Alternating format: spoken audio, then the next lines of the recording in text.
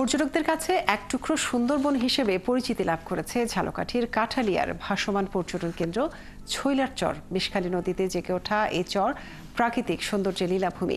প্রশাসনের উদ্যোগে গড়ে উঠেছে ডিসি লেক, ইকো পার্ক সহ শিশুদের জন্য নানা ধরনের বিনোদনের ব্যবস্থা। তরুণ সরকারের তথ্য ছবিতে প্রতিবেদন।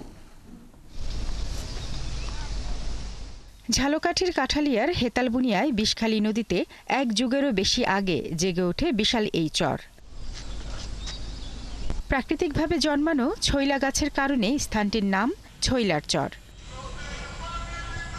সহজ ও অপেক্ষাকৃত নিরাপদ যোগাযোগ ব্যবস্থার কারণে সারা বছর ধরেই ভ্রমণ পিপাসুদের ভিড় থাকে এখানে। আর এরই মধ্যে পর্যটকদের কাছে এটি এক টুকরো সুন্দরবন। চরটিকে আরও আকর্ষণীয় করে তুলতে রোপণ করা হচ্ছে নানা প্রজাতির গাছ, তৈরি করা হয়েছে রেস্ট হাউস সহ শিশুদের চিত্ত বিনোদনের ব্যবস্থা।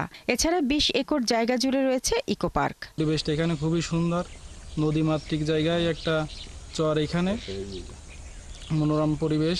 এখানে আসলে সুন্দরবনের একটা অনুভূতি মনের ভিতর আসে। চারিদিকে নদী, তার মাঝখানে একটা চর, সত্যি আমার অনেক ভালো লেগেছে। গ্রামীণ এবং পরিবেশ বান্ধব হওয়া এটা অনেক চমৎকার, খুব ভালো লেগেছে। এখানে অনেক উন্নয়ন কাজও হয়েছে, আশা করি আরো হইবে, আরো উন্নত দিকে যাইবে এটা। ছৈলার চরকে আকর্ষণীয় করতে ইতিমধ্যেই প্রশাসনের পক্ষ থেকে নেওয়া হয়েছে নানা রকম উদ্যোগ।